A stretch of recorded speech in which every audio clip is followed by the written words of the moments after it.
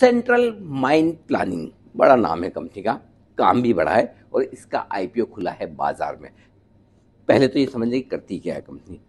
जो भी कोयले की, बाकी दूसरे मिनरल्स की माइनिंग से जुड़े हुए कामकाज है, उसकी कंसल्टेंसी देने का करती कंपनी कारोबार।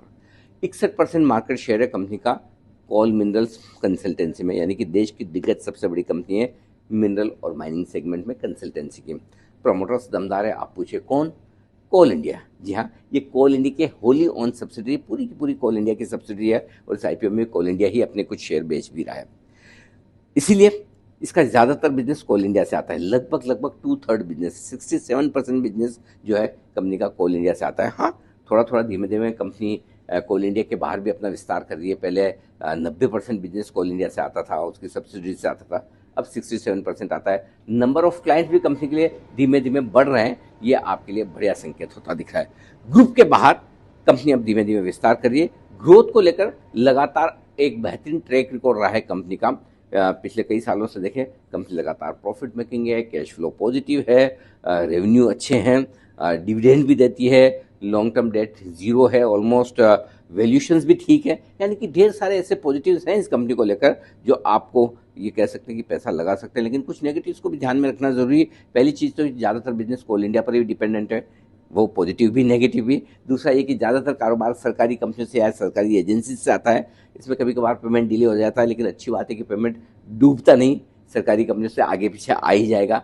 हाँ, एफिशिएंसी थोड़ी सी घट रही है, आरओसी और आरओई पिछले 2-1 साल में थोड़े से कम जरूर हुए, लेकिन कोई ऐसी खास बात नेगेटिव बड़ी है नहीं। माइनिंग और मिनरल्स में कंसल्टिंग करने वाली ये जो कंपनी है, दिग्गज सरकारी कंपनी है, मजबूत कैश फ्लो है, डिविडेंड पेइंग कंपनी है। डिविडेंड के लिहाज से यहाँ पर एक अच्छा मौका बनता है इन्वेस्टमेंट करने का, लेकिन दिक्कत है बाजार का मूड माहौल। हाल ही के मूड माहौल को देखने के बाद एक ऑप्शन तो ये है कि आप लिस्टिंग के बाद खरीदें। दूसरा ऑप्शन ये कि रिस्क अगर कम लेनी है तो अभी लगाएं आईपीओ में पैसा, लेकिन 165 रुपये के आसपास इसके नीचे स्टॉप लॉस रख लें।